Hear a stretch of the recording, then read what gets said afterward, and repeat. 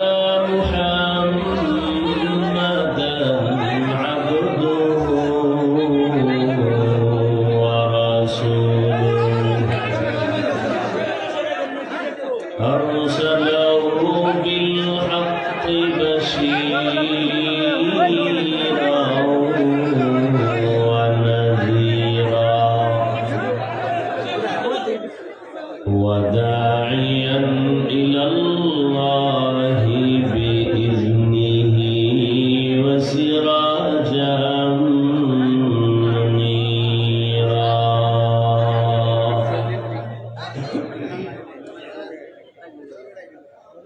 اللهم صل على محمد النبي الأمي وعلى آله وسلم تسليما.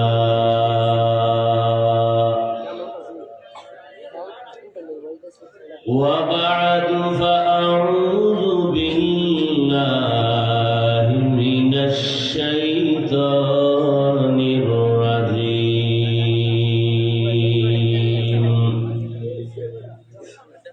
بسم الله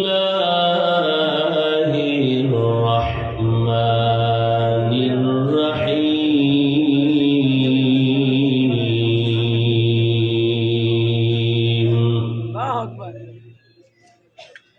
فمن كان يرجو لقاء ربه فليعمل عملا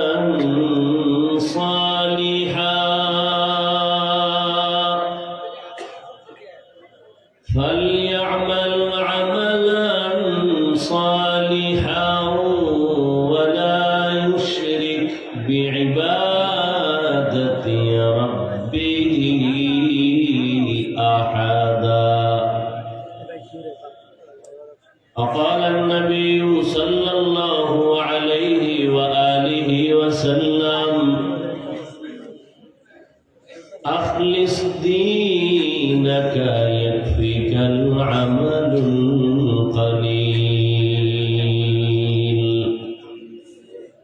أو كما قال النبي عليه الصلاة والسلام. صدق الله مولانا العظيم، وصدق رسوله النبي الأمي الكريم، ونحن على ذلك من الشاهدين والشاكرين والذاكرين، والحمد لله رب العالمين.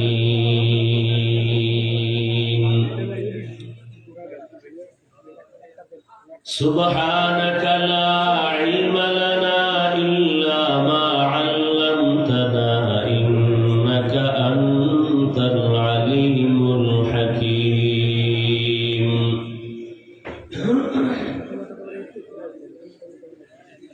رب اشرح لي صدري ويسر لي أمري واحلل عقدة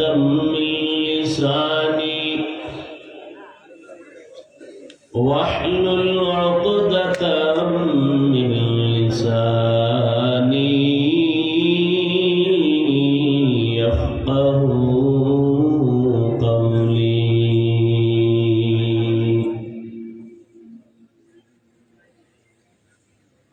عمل سے زندگی بنتی ہے، جنت بھی جہنم بھی.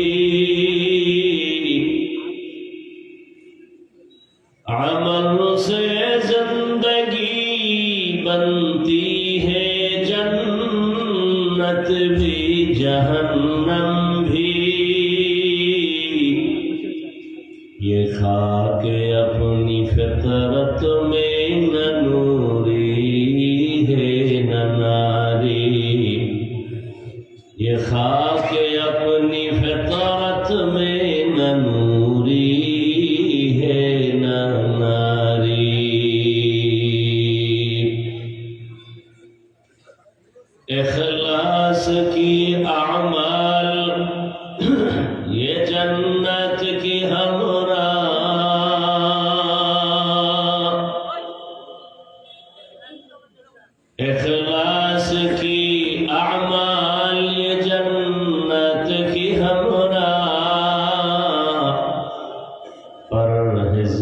मकासद है जो तक़वा से हासिलमंद, परहेज़ की मकासद है जो तक़वा से हासिलमंद। बेगैर जो अमाल हो इखलास व तक़वा,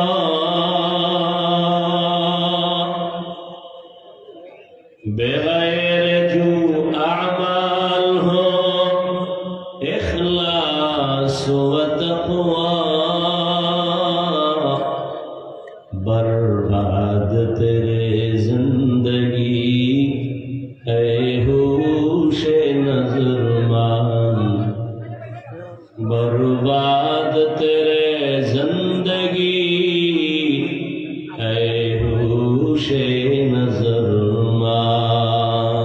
আপনাদের ক্ষুধা লাগছে বেশি?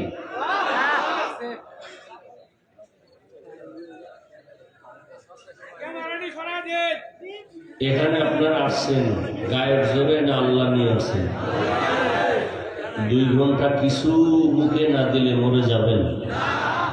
এটা তো একটা বরকতি বেহেশতের বাগান। কষ্ট করে আসছেন সওয়াবের জন্য। চালাকি করেন না, কপালটা পুড়বেন। যতক্ষণ বয়ান চলবে কোনো আওয়াজ দিবেন না। আর এই প্যান্ডেলের মধ্যে চরম এক বেয়াদবি আর কত থার্ড ক্লাসের ভাষায় বললে যে লজ্জা হবে আমার জানা নেই। এটা তো তওবার প্যান্ডেল, কান্নার প্যান্ডেল। 2 ঘন্টা চা, একটা পান, একটু বাদাম, এগুলো মুখে না দিলে কি ইজ্জত নষ্ট হয়ে যায়? কেন এই বেয়াদবি? কেন? বেচা কেনার জন্য দোকান আছে না আলাদা? কথা বলেন তো। বেহেশতের বাগানে কেন এই চালাকি?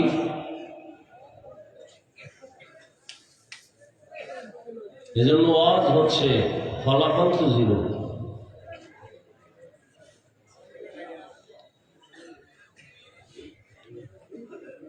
আমি স্বাভাবিকভাবে বলতেছি, কিন্তু আল্লাহ সাক্ষী রেখে কসম করে বলছি, আমি পারি না আমার কলিজাটা খুলে দেখাইতেছে।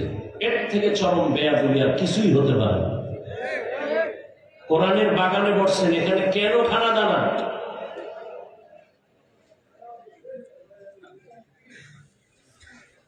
খানা দানার জন্য তো আলাদা দোকান আছে, সেখানে যাবেন। এখানে কেন? তা আসছেন কেন এখানে?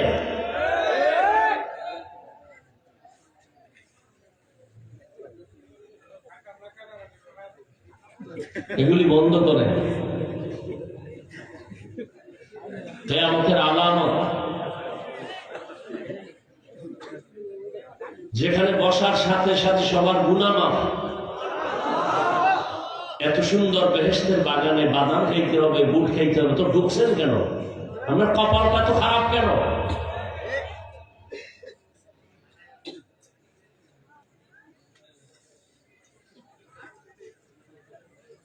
একটা আওয়াজ দিবেন। এখানে কিলাকিলি করতে আসি না, ফিটাফিটির কোনো কারণ নেই। আন্দোলন একবার হয়েছে, প্রয়োজনে আবার হবে, মাঠে যাবেন। এটা বেহেশতের বাগান, ভদ্রতার সাথে বসে আছেন, কথা শুনবেন, প্রয়োজন হলে আওয়াজ দিবেন, স্বাভাবিক। প্রত্যেকটা বিষয়ের একটা আদব আছে। চিল্লাচিল্লি করার নাম আদব না। হ্যাঁ, চিল্লানোর জায়গা আলাদা আছে।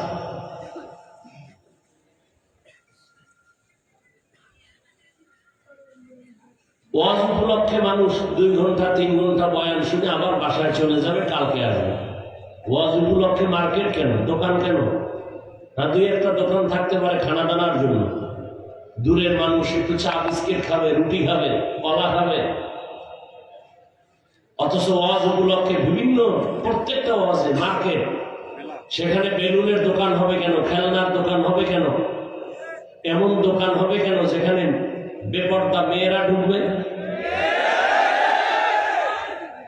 এই কবিরা গুনার দায়ভার কে নিবে? আল্লাহ হেদায়েত দান করুন। আমি বয়ান ছেড়ে দিব, যা আপনাদের অবস্থা দেখতেছি। একটা সাউন্ড আপনারা দিবেন, আমি আপনাদেরকে জিজ্ঞাসা করতেছি যে এটা ঠিক না বেঠিক, জিজ্ঞেস আপনি জবাব দিবেন। অতিরিক্ত কথা বলেন কেন?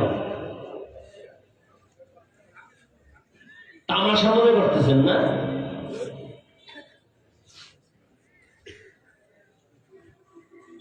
এটা তো ওই প্যান্ডেল যে থানায় আসামি নিয়ে পুলিশে বেতের বাড়ি দিচ্ছে, চোখে পানি আসে না, কান্না নাই। আর কোরআনের বেহেশতের বাগানে আলেমরা বয়ান করে আর মানুষ প্যান্ডেলে কাঁদতেছে। এটা তো ওই প্যান্ডেল। বিবেককে প্রশ্ন করেন, থানার আসামিকে পুলিশ বেতের বাড়ি দেয়, কাঁদে না। আর এটা কেমন প্যান্ডেল যে এখানে বয়ান চলতেছে, মানুষ কাঁদতেছে, ওকে মারলো কে? এটা তো সেই প্যান্ডেল, কেউ কাঁদতেছে, কারো দিল পাথরের থেকে শক্ত, চোখে পানি আসে না। এটা কপাল খোলার প্যান্ডেল, তওবার প্যান্ডেল, কান্নার প্যান্ডেল, তামাশা করার প্যান্ডেল না। পাগল হয়ে গেছে। এই জন্য তো আজ বাড়ছে, ফলাফল জিরো।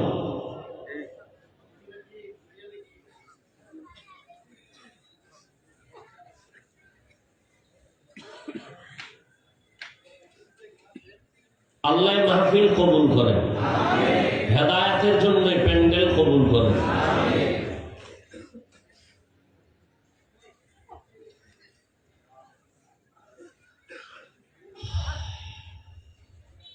যাদের আয়োজনে আজকে এই মাহফিল,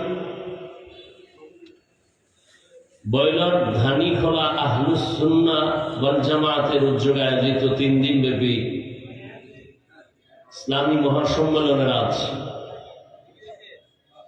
প্রথম দিন না, 27 নভেম্বর 2000। আবার এই বেটা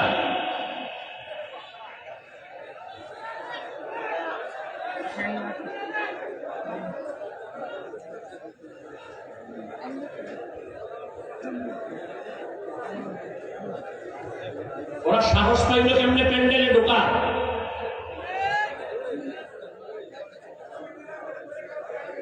এগুলো কি হচ্ছে? এগুলো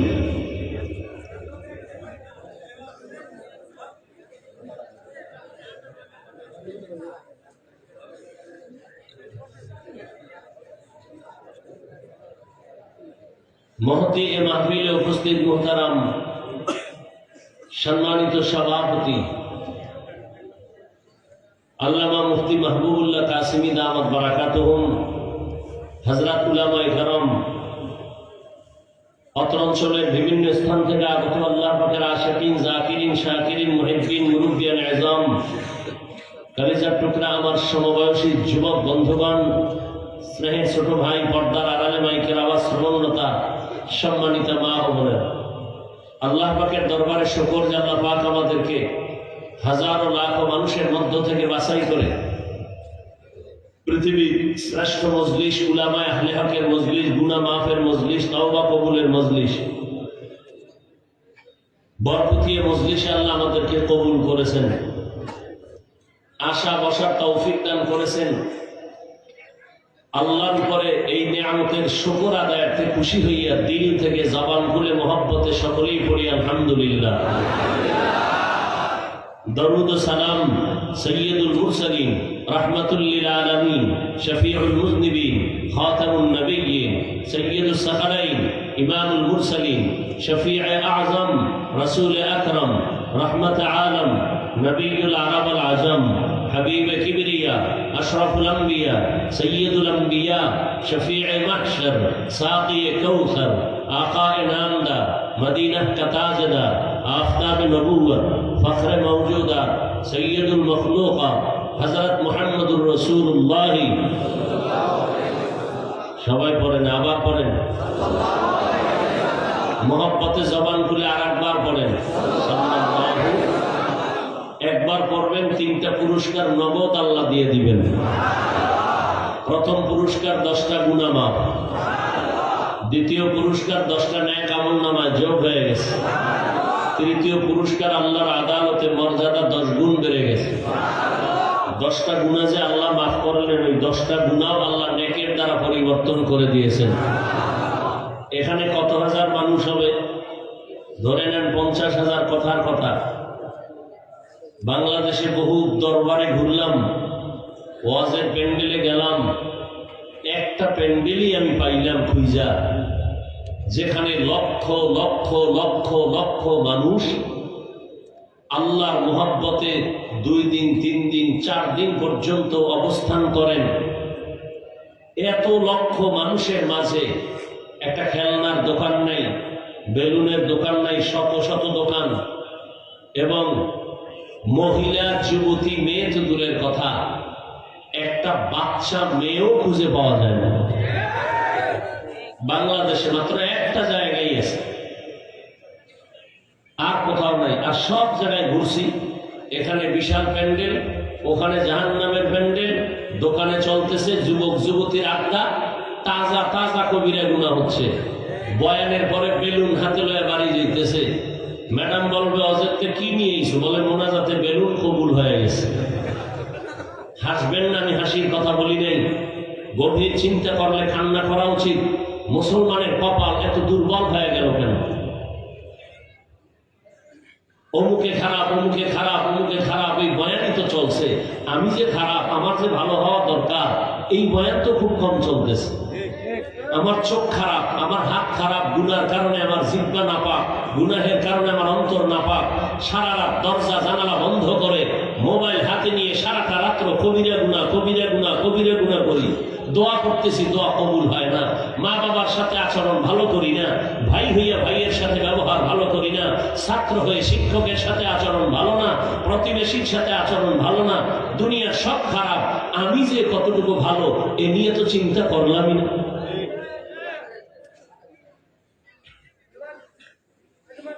অথচ আল্লাহওয়ালা আমাদের পূর্বপুরুষ আকাবিরিন যারা সাহাবায়ে কেরাম, এমনও তো ইতিহাস আছে, একটা মেসওয়াকের আমল দিয়া সফলতা অর্জন করেছেন, বিজয় হয়েছে। 2 রাকাত নামাজের দ্বারা বাতিল পালিয়ে গেছে, হকের বিজয় হয়েছে।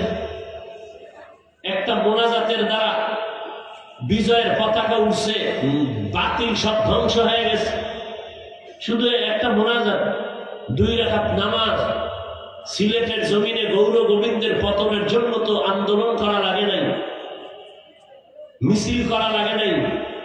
360 আউলিয়ার কাফেলা, শাহজালাল মুজাররাদি আমিনী রহমতুল্লাহ আলাইহি তাহাজ্জুদ পড়লেন আর আল্লাহর কাছে কান্নাকাটি করলেন, আর আজান দিলেন ফজরের।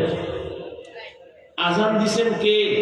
শাহজালাল বললেন, এমন একজন ব্যক্তি আজকে আজান দাও যে দুনিয়াতে আসার পরে নামাজ যেদিন ধরছো জামাত ছাড়া পড়ো নাই।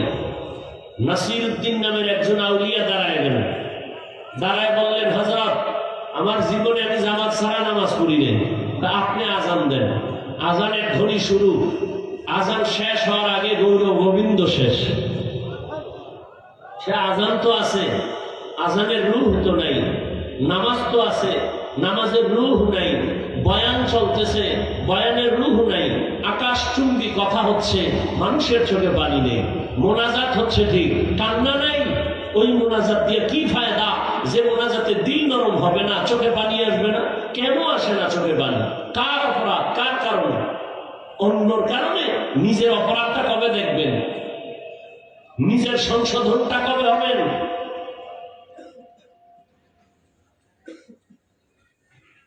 আল্লাহ আমাকে আপনাদের সবাইকে হেদায়েত দান করুন।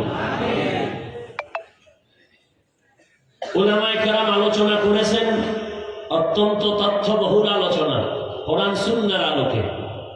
ইনশাআল্লাহ আরো 2 দিন করবেন।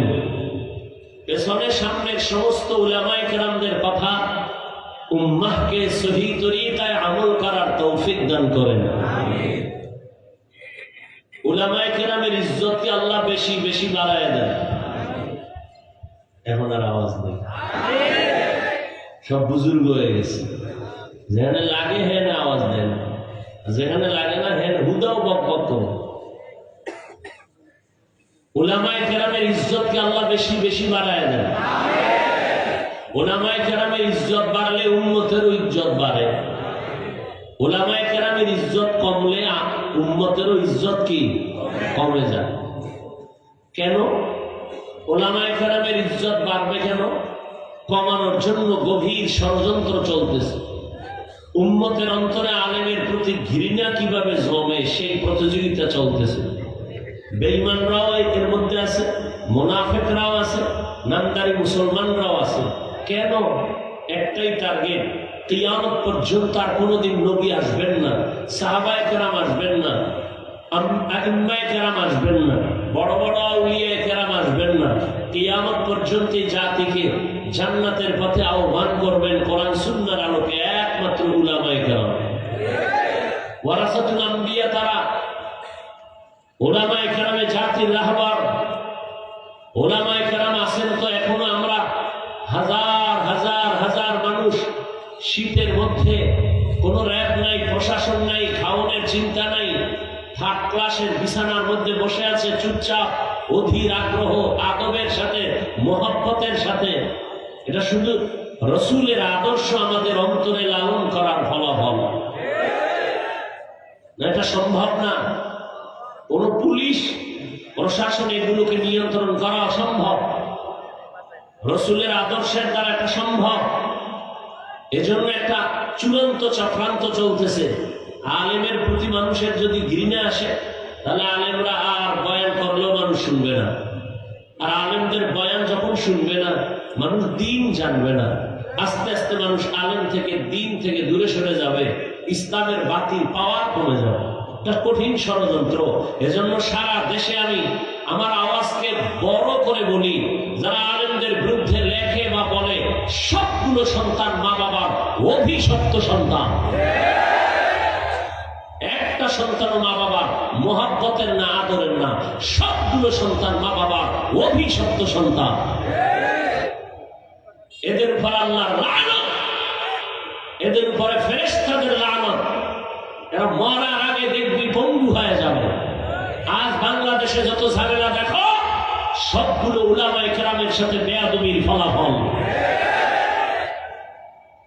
এখন ঠিক যেইভাবে বলছেন, আমি মূল কথা কিন্তু জায়গায় জায়গায় একটু ইশারা করে বলছি। আপনি ঠিক বলছেন, খুব জোরে। মনে হয় অন্যের দিকে আপনি অন্তরটা ঘুরাই দিচ্ছেন যে হ্যাঁ অমুকে খারাপ, আমরা ভালো। না, আপনিও ব্যক্তি হিসাবে ইমামের সাথে যদি খারাপ আচরণ করেন, তাহলে এই কথাটা আপনার উপরেও চলে আসবে। আপনি যদি ব্যক্তি হিসাবে মাদ্রাসার হুজুরদের সাথে কোনো খারাপ আচরণ করেন, তাহলে আপনার কপালেও এই অভিশাপ নেমে আসবে। অতএব খুব হিসাব করে নিজের দিকে তাকায় কথা বলবেন, নিজের হিসাবটা আগে করবেন, অন্যের হিসাব করে। কু আনফুসাকুম ওয়া আহলিকুম, আগে নিজে বাঁচাও নিজেকে জাহান্নাম থেকে, এরপরে অন্যের চিন্তা। আগে কি উম্মতের চিন্তা না নিজের চিন্তা? ইয়া আইয়ুহাল্লাযীনা আমানু কু আনফুসাকুম ওয়া আহলিকুম নারা ওয়াকুদুহান নাস ওয়াল হিজারা আলাইহা মালাইকাতুন গিলাদুন শিদাদুন লা ইয়াসুনাল্লাহা মা আমারাহুম ওয়া ইয়াফআলুনা মা ইউমারুন।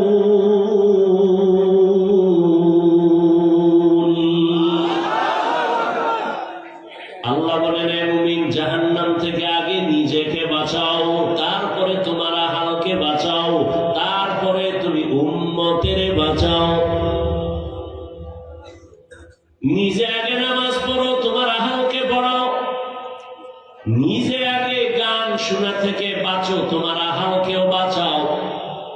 কে কার আহাল পায়? মা বাবা, সন্তান তোমার আহাল, ও স্বামী স্ত্রী তোমার আহাল, শিক্ষক ছাত্র আপনার আহাল, মসজিদের ইমাম ও খতিব মুসল্লিগণ আপনাদের আহাল, মিম্বর সাহেব ওয়ার্ডের মানুষ আপনার আহাল, ইউনিয়নের চেয়ারম্যান ইউনিয়নের মানুষ আপনার আহাল, সরকার প্রধান গোটা দেশের জন্য আপনি সরকার, গোটা দেশবাসী আপনার আহাল, আর উলামায়ে কেরামের জন্য গোটা দুনিয়ার উম্মত হলো আহাল।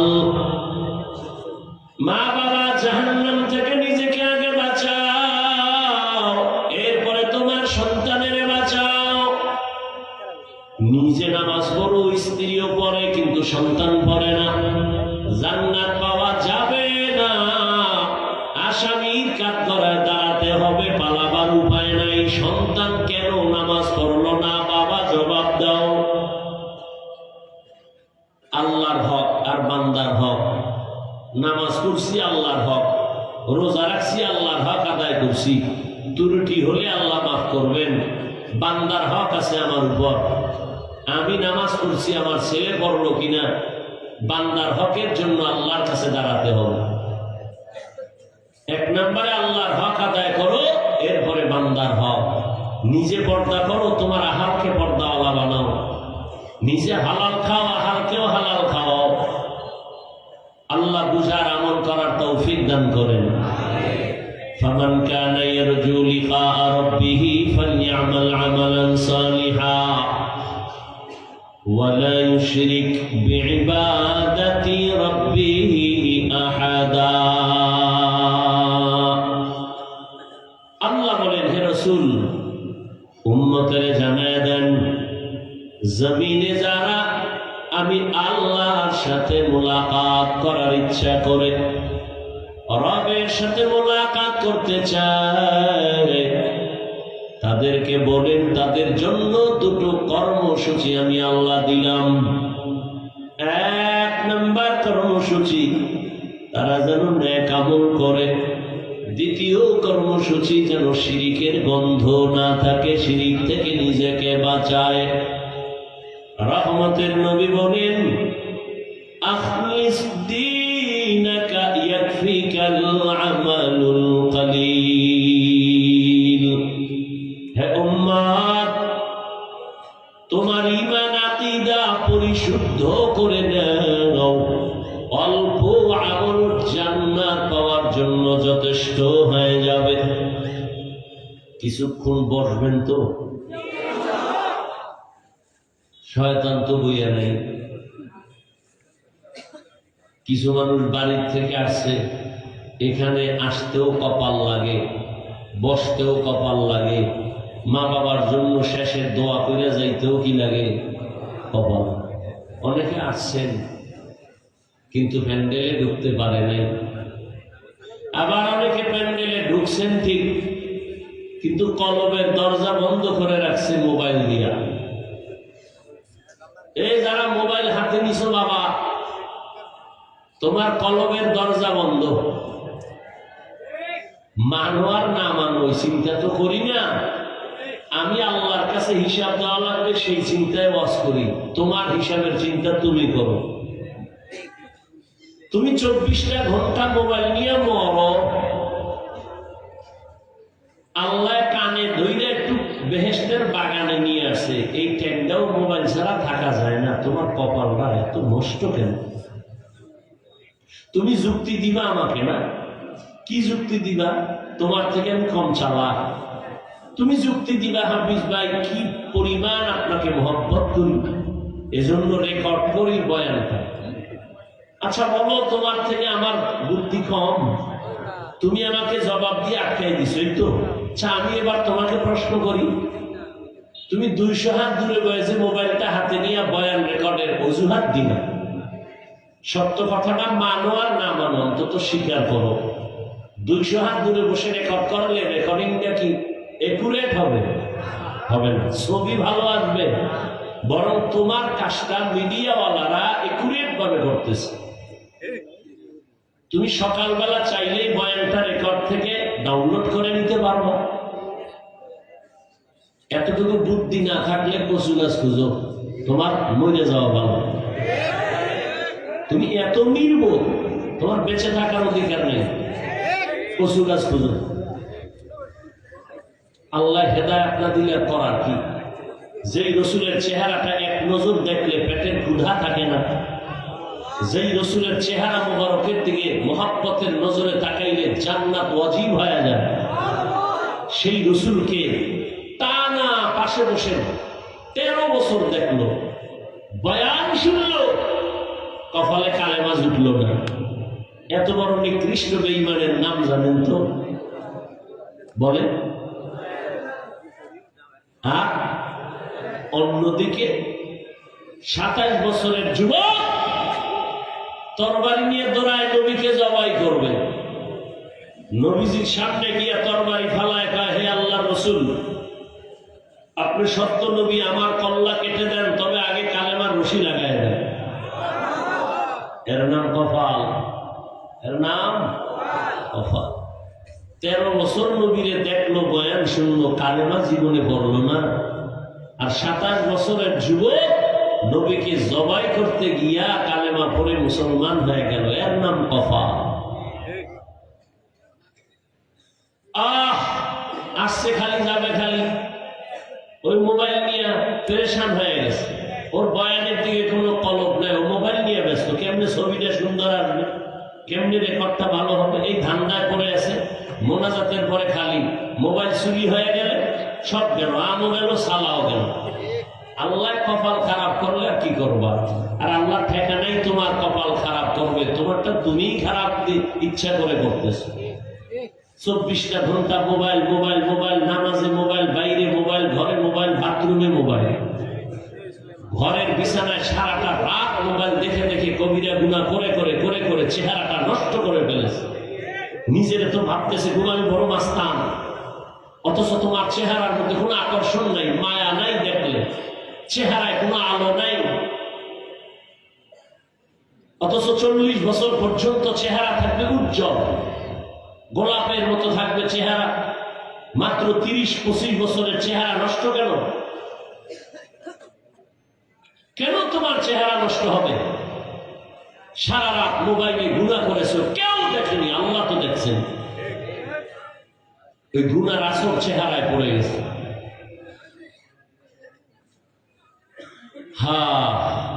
আল্লাহ দয়া করে নিয়ে আসেন এখানে। এই সব মোবাইল থেকে একটু নিজেকে দূরে রাখা অসম্ভব হয়ে গেছে। প্রয়োজনে বক্তা বাদ দিবে, মোবাইল বাদ দিবে। আল্লাহ হেদায়েত দান করুন। নবী বলেন, তোমার ঈমান আকীদাকে পরিশুদ্ধ করো, অল্প আমল নাজাতের ওসিলা হয়ে যাবে। আয়াত আর হাদিসের মূল থিম হলো আমলের বয়ান।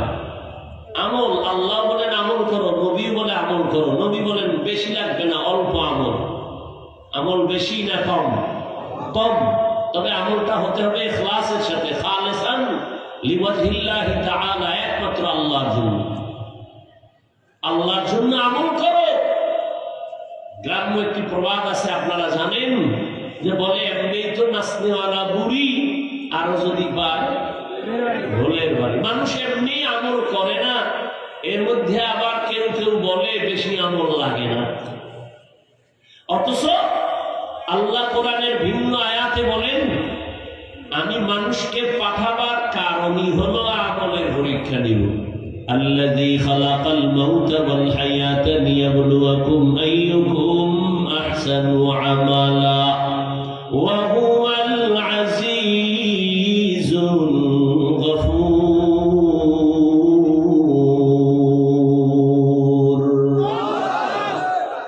আল্লাহ বলেন, আমি মানুষের আমলের পরীক্ষা নেওয়ার জন্য পাঠাইলাম। বেশি আমল চাই না, উত্তম আমল দেখবো কারা ভালো আমল করে। আকসারু আমালা বলেননি, আল্লাহ বললেন আহসানু আমালা। আমি আল্লাহ বান্দার বেশি আমল দেখতে চাই না, কারণ বেশি আমল করতে করতে করতে করতে আমার দুশ্মন জমিনের 1 ইঞ্চি জায়গা ফাঁক রাখে নাই, খালি সেজদা সেজদা সেজদা। প্রথম আসমানে আমল, দ্বিতীয় আসমানে আমল, চতুর্থ আসমানে, তৃতীয়, পঞ্চম, সপ্তম, সব জায়গায় আমল। এত বেশি পরিমাণ আমল করার পর আমি আল্লাহ তারে উপাধি দিলাম, তুমি একজন বুজুর্গ, তুমি একজন খাজেন, তুমি একজন আরেফ, তুমি ওলিয়ে কামেল। এত উপাধি দেওয়ার পর আমলের ঢের নিয়ে আসলো আমার আদালতে আইসা। এত আমলের বাহাদুরি, এত ইলমের বাহাদুরি, একটা হুকুম অমান্য করার কারণে তার জীবনের সব আমল বরবাদ হয়ে গেল। আমি বলছিলাম উসজুদু লিআদম, আদমের সিজদা কর, সবাই সিজদা করলো, ইল্লা ইবলিস, ইবলিস সিজদা করে নাই। গায়ের জোরে না, আমি আল্লাহকে যুক্তি দিয়ে দিয়া ব্যর্থ করতে চাইল। আমাকে বলে আমি কেন তাকে অর্ডার দিব সিজদার জন্য? যুক্তি দিয়া দিয়া আমার রহমতের দরজা থেকে বিতাড়িত হয়ে গেল। এজন্য যুক্তির নাম ইসলাম না। বুঝে আসুক আর না আসুক, আল্লাহর হুকুম মেনে নেওয়ার নাম ইসলাম। আল ইসলাম গর্দান নেহাদান বাতাত, বিনয়ের সাথে আত্মসমর্পণ করার নাম ইসলাম। যে ব্যক্তি বিনয়ের সাথে আত্মসমর্পণ করে তার নাম এক বচনে মুসলিম, বহু বচনে মুসলমান। এজন্য আল্লাহ বলেন আমি বেশি আমল চাই না, অল্প আমল চাই। নবীও বলেন অল্প আমল না যাতে দরজা খুলে যাবে, তবে সে আমলটা হতে হবে ইখলাসের সাথে আল্লাহর জন্য। আমি বয়ান করি আল্লাহর সন্তুষ্টির জন্য, বয়ান শুনি আল্লাহর সন্তুষ্টির জন্য। আমল মানে কাজ, কাজের বাংলা আমলের বাংলা কাজ, আবার এই কাজের আরবি আছে ফি'লুন মানিও কাজ। এই কাজ আবার দুই ধরনের কাজ, একটা ভালো কাজ একটা খারাপ কাজ। ভালো কাজের বলে নেক আমল, খারাপ কাজের বলে বদ আমল। ফরজ, ওয়াজিব, সুন্নাত, মুস্তাহাব, সুন্নতে জায়েদা, মুআক্কাদা, ফরজে আইন, আলাল কিফায়া সব নেক আমল। গুনাহে সগীরা, কবীরা, শিরক ও কুফর ও বিদআত, মাকরু, তাহরিমি, তানজি সব হলো বদ আমল। এই বদ আমল আবার দুই প্রকার, ফাহশা আর মুনকার। ইন্নাস সালাতা তানহা আনিল ফাহশাই ওয়াল মুনকার ওয়া লাযিকরুল্লাহি আকবার। ফাহশা মানে বদ আমল, মুনকার মানে বদ আমল। দুটোই বদ আমল, তবে ব্যবধান হলো ফাহশা এমন বদ আমল যেগুলো বুঝার জন্য বিবেক যথেষ্ট, দলিলের প্রয়োজন হয় না। আর মুনকার এমন বদ আমল যেগুলো বিবেক দিয়ে সমাধান হয় না, দলিলের প্রয়োজন হয় অতি জরুরি। যেমন দুই একটা উদাহরণ। এক নম্বরে আপনাদের থেকে জবাব চাই, মিথ্যা কথা বলা নেক আমল না বদ আমল? এটা বুঝার জন্য দলিল লাগবে? হ্যাঁ, দুনিয়ার সবাই মিথ্যাকে অপছন্দ করে, কেউ মিথ্যা চায় না। দুনিয়ার কোন মুমিন মিথ্যা বলবে, বেঈমান মেনে নিতে পারে না। বেঈমান বলে মুমিন মানে না, মা বলবে সন্তান মিথ্যা মানে না।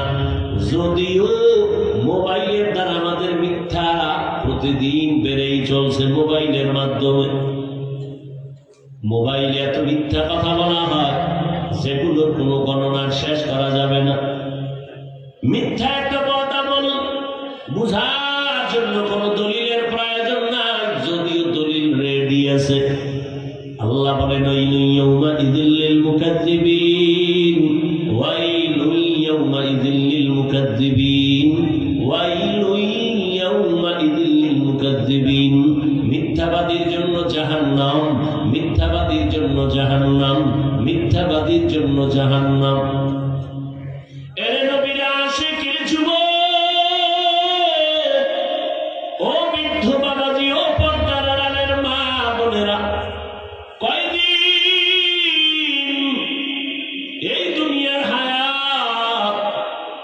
ঘুমানোর জীবনে তো সময় কম পাও নাই, ঘুরার সময় কম পাও নাই, আড্ডা দেওয়ার সময় কম পাও নাই, কিন্তু তোমার জীবনের হিসাবটা কি একটা মিনিট বসে মিলাইছো নি? একদিন তো যেতেই হবে, চাইলেও থাকা যাবে না। দুনিয়ার চেয়ারেই থাকতে মানুষ দেয় না, মনে চায় জীবন চেয়ারটা ধরে রাখবো, এই চেয়ার আমার, এই চেয়ারে কাউকে বসতে দিব না। দুনিয়ার চেয়ারেই কেউ জোর করে বসে থাকতে পারে না। আর আমার মাওলার আদালত থেকে বান্দা কেমনে তুমি দূরে সরে থাকবা? মরণ থেকে যতই বানাও, মরণ তোমায় নিবে ঘিরি। যদিও সুদূর আকাশ বাণী লুকাও, সেথায় লাগিয়েছি নদী পথে নৌকা চালাও। ও মাঝি ভাই,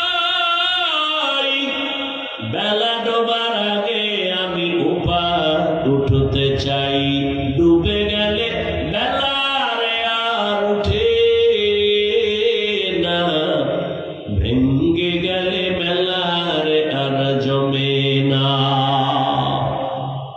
জীবনে খেলার মাঠে তো কম সময় কাটাও নাই রে যুবক,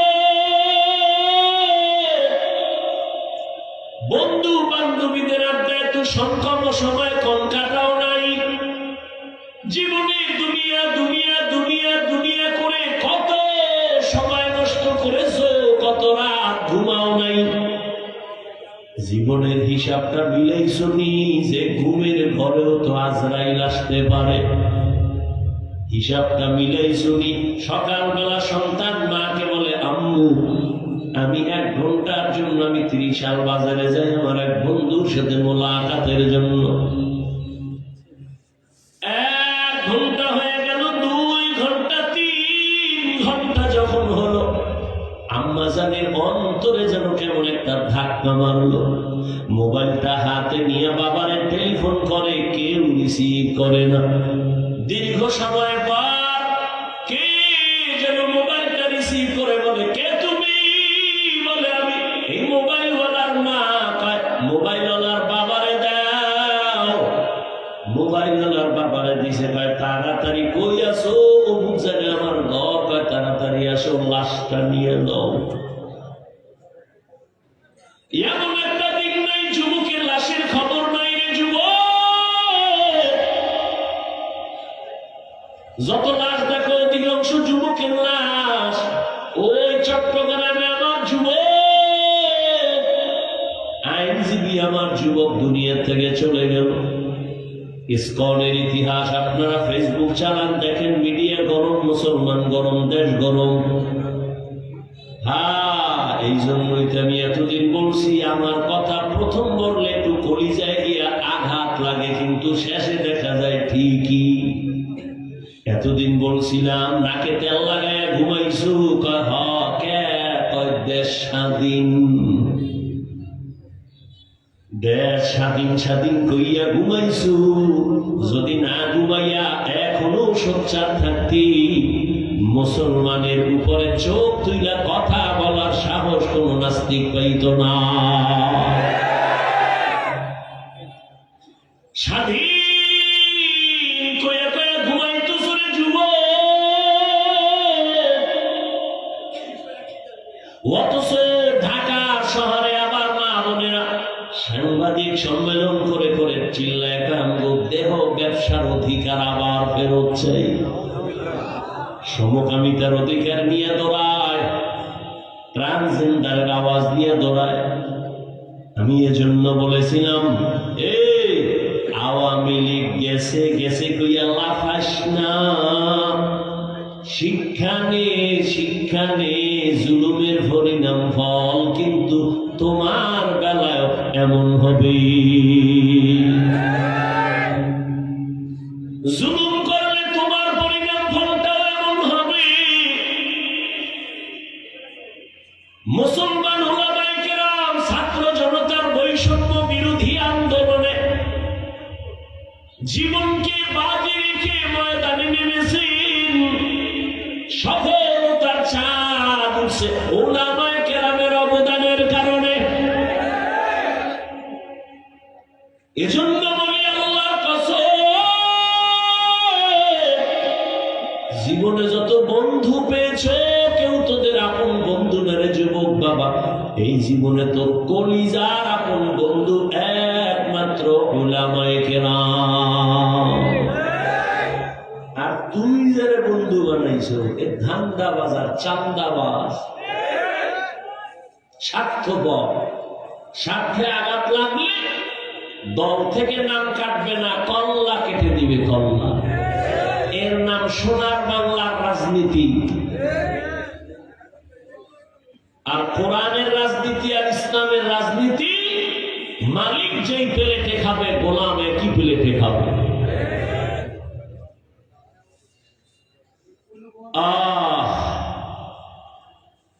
নাকে তেল লাগাইয়া ঘুমাইস না রে যুবক। ওলামায়ে কেরাম যে এত আন্দোলন করলো, হাজারো লাখ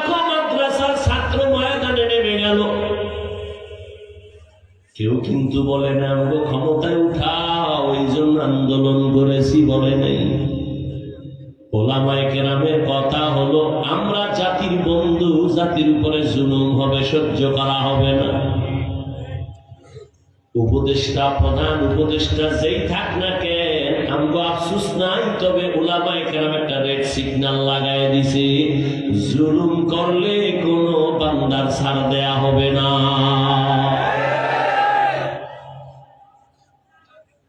মুসলমান নাকি তেল লাগায় ঘুমাইতেছ না, মুসলমান তো নাক চোখ কান খোলা রাখতে হবে, কারণ এ দুনিয়ার বিধর্মীরা ঘুমায় না, অপেক্ষায় থাকে কখন মুসলমানের উপরে আঘাত করবে। অতএব মুসলমান আরামে নিশ্চিন্তে ঘুমাবি তো সেই দিন বাংলাদেশের প্রত্যেকটা পাড়া মহল্লায় ওলামায়ে কেরাম বুক ফুলাইয়া চলবে, কোরআনের বয়ান করবেন যেদিন, কোন বেনামাজি সুদখোরের অনুমতি নেওয়া লাগবে না। মুসলমান তো নাকে তেল লাগায় স্বাধীনভাবে ঘুমাবে সেদিন, যেদিন এদেশের প্রত্যেকটা মাদ্রাসা মসজিদের কমিটির মধ্যে বেনামাজি থাকবে না, সুদখোর থাকবে না। শিয়ালের রাতে মুরগি দিয়ে কয় 3 দিন আমানত, শিয়াল পণ্ডিত কয় 1 দিনও না। জিন্দা কেন, মরাও দেব না। শিয়ালের হাতে মুরগি রাখলে যা হবে, ধর্মের চাবি সুদখোর বেনামাজির হাতে রাখলে তাই হবে। রাখছে কারা? শিয়ালের হাতে মুরগি রাখছে কারা? এখন আর আওয়াজ নেই, তোমরাই রাখছো। চিল্লাইছো আমরা ইসলাম চাই, ভোটের আগে রাত্রে টাকা খাইয়া কেবলা ঘুরায়া বলছো হুজুরেদের ভোট দিয়া কি হবে, কিছুই হবে না। অথচ এই জমিনে যা কিছু দেখো সফলতার পেছনে হুজুরদের ছাড়া কোনো কিছুই হয় না। আল্লাহ হেদায়েত দান করে। আল্লাহ পাক রব্বুল আলামিন বলেন, যারা আমার সাথে মুলাকাত করতে চাও হে যুবক, দুনিয়া দেখতে দেখতে হায়াতের অর্ধেক শেষ। 30 বছর হায়াত শেষ, যদি 50 বছর বাঁচো আর মাত্র 20 বছর আছে। যদি তোর হায়াতটা 60 বছর থাকে, অর্ধেক শেষ আর অর্ধেক আছে। আমি বলি অর্ধেক বাইচা থেকে লাভ কি? অর্ধেক জীবন আরো যদি বাঁচতে চাও, যে পার্স গুলো দরকার ওই পার্স তো সব নষ্ট করছো মোবাইল দেখা দেখা। মোবাইলের দিকে তাকাইয়া থাকার কারণে কানের পার্স নষ্ট, চোখের পাওয়ার নষ্ট, হাতের পাওয়ার নষ্ট, কিডনি নষ্ট, হার্ট দুর্বল, মাথা ব্যথা বেড়ে গেছে। এই মোবাইল দিয়ে চরিত্রটাও নষ্ট করলি, শরীরটাও নষ্ট করলি, চেহারাটাও নষ্ট করলি, লেখাপড়াও নষ্ট করলি। বাকি জীবন বিছানায় শুয়ে কাটাবি পঙ্গুর মতো। হাত থাকবে, পাওয়ার থাকবে না, চোখ থাকবে, পাওয়ার থাকবে না। এক সময় কাঁদবি, চোখের পানি মুছার কাউকে আর খুঁজে পাবি না। আল্লাহ হেদায়েত দান করুন। বয়ান বক্তার এলেম আমলের বাহাদুরিতে ওয়াজ হয় না। সব জায়গায় বলি, আজও বলি, বক্তার এলেম যত থাক আর আমল থাক, এ দিয়ে বয়ান হয় না। বয়ান সম্পূর্ণ নির্ভর করে ভালো মন্দ শ্রোতাদের অন্তরের মহব্বত আর আকর্ষণের উপর। শ্রোতাদের অন্তরের আকর্ষণ যেমন, বয়ান তেমন। চাইলেও হবে না। অনেক জায়গায় বয়ান করে খুঁজি, বয়ান করি, আর অনেক জায়গায় ঘন্টাকে ঘন্টা চলে যায়, অনুভব হয় না, এত তাড়াতাড়ি শেষ হয়ে গেল। সব শ্রোতাদের আকর্ষণ। দোয়া, কত বড় বড় বড় বড় আলেম আছে, মাইকের সামনে কথা বলেন না, বলতে পারেন না। আল্লাহ পাকের সব দয়া, আর কিছুই না। বান্দার কোনো বাহাদুরি নেই। فمن كان يرجو لقاء ربه فليعمل عملا صالحا। নেক আমল করো, বদ আমল ছাড়ো। বদ আমল দুই প্রকার, ফাহশা আর মুনকার। ফাহশা এমন বদ আমল যেগুলো বুঝার জন্য দলিল লাগে না, যেমন মিথ্যা কথা বলতেছিলাম। বলেন আমাকে গালি দেওয়া এটা নেক আমল না বদ আমল? এই কথা বল না কেন? বদ আমল। বুঝার জন্য দলিল লাগবে? দলিলের কোনো প্রয়োজন নাই, কিন্তু দলিল আছে। আবার একটা বদ আমল আছে মুনকার, যেটা বুঝার জন্য দলিল ছাড়া সমাধান হবে না। যেমন আমি বলি, উদাহরণটা এমন, আপনারা খেয়াল করবেন, সিজদা করা এটা ভালো আমল না খারাপ আমল? ভালো আমল। সিজদা করাটা নেক আমল না বদ আমল? এই আপনারা এরকম করেন কেন? উঠার ব্যারাম থাকলে ঢুকছেন কেন? বাইরে দাঁড়ায় দাঁড়ায় বয়ান শুনবেন, ফাঁকে গিয়ে বিড়ি টাইনে আবার আইবেন, ভেতরে ঢুকে ডিস্টার্ব করেন কেন? বক্তব্য শেষ, সব শেষ, এখন বাকি শুধু আমার মোনাজাতটা। নিজের কপালটাও নষ্ট করেন না, আর একজনের কপালও করেন না। আমি 2 মিনিট আগে ছাড়লে, আমি আজকে অনেক আগে আসছি, চাইছি যে 9টায় উঠে চলে যাবো, সর্বনাই যেতে হবে। আমি যত তাড়াতাড়ি পারি তত আমার ভালো। এখন আমি আপনাদেরকে যত কথা বলতেছি, আপনাদের মহব্বতের উপরে বলতেছি। ডিস্টার্ব করলে আজকে হাত দুইটা উঠায় বলবো, চিল্লাইলো আর হাত নিচে নামবে না আগামী বছরের আগে। আল্লাহ হেদায়েত দান করুন।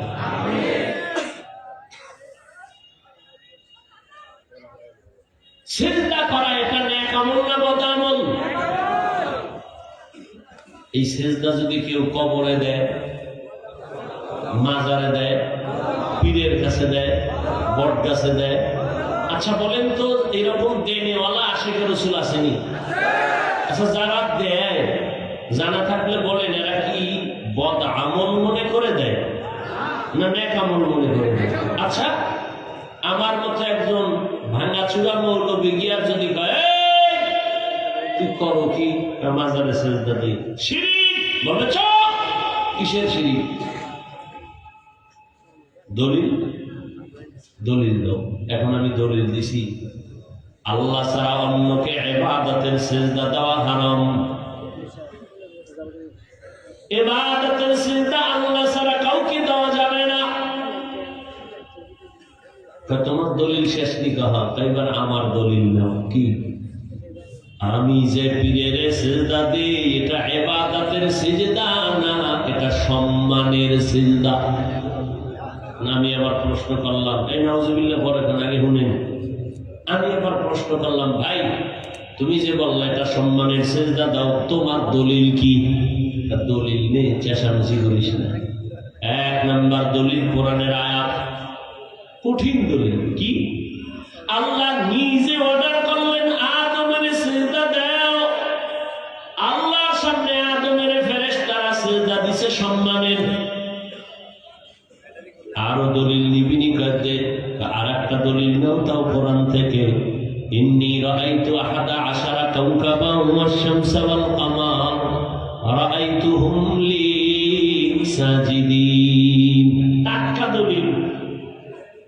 ইউসুফ নবীর গিয়া তার মা বাবা ভাইয়েরা মিশরের জমিনে যাইয়া, ইউসুফ নবী অর্থমন্ত্রী হয়ে বসে আছেন মিশরে, মা বাবা ভাই কেনান থেকে যাইয়া ইউসুফ নবীর সিজদা করেছিল সম্মানের সিজদা। টাটকা 2টা দলিল দিছে কোরআন থেকে, আমি বোল্ড হয়ে গেছি। আমার আর এলেমের জোর নাই এটারে কাউন্টার দিতে। এখানে এখন লাগবে আলাদা পাওয়ার। কি পাওয়ার? সচরাচর আমরা বলি এটাকে রুহানি পাওয়ার। কোরআনে এই পাওয়ারকে বলা হয়েছে ফুরকান, হাদিসে এই পাওয়ারটাকেই বলা হয়েছে ফেরাসাতের পাওয়ার। ইয়া আইয়ুহাল্লাযীনা আমানু ইন তাত্তাকুল্লাহ ইয়াজআল লাকুম ফুরকানা। তাকওয়ার উপরে যারা চলবেন, আল্লাহ তাদেরকে ফুরকান নামের একটা আলাদা পাওয়ার দান করবেন। কেমন ওই পাওয়ার? হুয়া নূরুম মিন ইলাহি, আল্লাহর দেওয়া একটা নূরের আলো, একটা পাওয়ার। যেই পাওয়ার দিয়া মা ফুররিকা বিহি বাইনাল হাক্কি ওয়াল বাতিল, হক বাতিল নির্ণয় করে হকের পথে আগায় যাবে। হাদিসে এই পাওয়ারটাকে বলে ফেরাসাতের পাওয়ার। ক্বালান নবী সাল্লাল্লাহু আলাইহি ওয়া আলিহি ওয়াসাল্লাম ইত্তাকু ফিরাসাতাল মুমিন ফাইন্নাহু ইয়ানজুরু বিনুরিল্লাহ। আল্লাহর বিশেষ কিছু বান্দা আছে, এদের আল্লাহ আলাদা পাওয়ার দান করেন। ওই পাওয়ার পাইয়া তারা অনেক কিছু দেখে যা তোমরা দেখো না। আর তারা একটা চামড়ার চোখ দিয়ে দেখে না। আল্লাহ তাআলা এদের নূরের আলো দান করেন, ওই নূরের পাওয়ার দিয়ে তারা দেখতে পায়। নূরের আলো দিয়ে তারা অনেক কিছু দেখে। এই পাওয়ার আল্লাহ বিশেষ বান্দাকে দেন, সবাই পাওয়ার পায় না। খুতবা দিতেছেন, জুমার খুতবা, হঠাৎ করে আওয়াজ, ইয়া সারিয়াতাল জাবাল, ইয়া সারিয়াতাল জাবাল, ইয়া সারিয়াতাল জাবাল। ওমরে ফারুক আওয়াজ দিছে, সারিয়া, পাহাড় পাহাড় পাহাড়। আওয়াজটা দিছে খুতবার মধ্যে অপ্রাসঙ্গিক। কয় হে সারিয়া কই? কয় মদিনা থেকে 2000 কিলোমিটার দূরে ইরানে। সারিয়াকে জিজ্ঞাসা করা হলো, রে সারিয়া, ওমরের আওয়াজ শুনছো? সারিয়া বলে, কাছে বৈশা আওয়াজ দিলে যেমন শোনা যায় তেমনই শুনছি। আহ, ফেরাসাতের পাওয়ার। উসমান রাদিয়াল্লাহু তাআলা আনহু সাহাবায়ে কেরামদের বসায় বয়ান করেন। হঠাৎ এই মজলিসের মধ্যে আব্দুল্লাহ ইবনে মাসউদ চলে আসছেন বাজার থেকে। উসমান আর একদিকে তাকায়, কয় একজন লোকের চোখের দিকে তাকাইয়া দেখলাম জেনার আসর লাগিয়ে রয়েছে। জেনার বুঝেননি? সাহাবী চিন্তা করলো, উসমান আমি বাজার থেকে আইছি, বেগানার নজর লাগছে, এটা দেখলো কেন? একান্তে গিয়া বললেন, খলিফাতুল মুসলিমিন, নবুয়তের দরজা কি খোলা, ওহী আছে নাকি? না। আপনি কেমনে বললেন আমার চোখে বেগানা জিনার নজর লাগছে?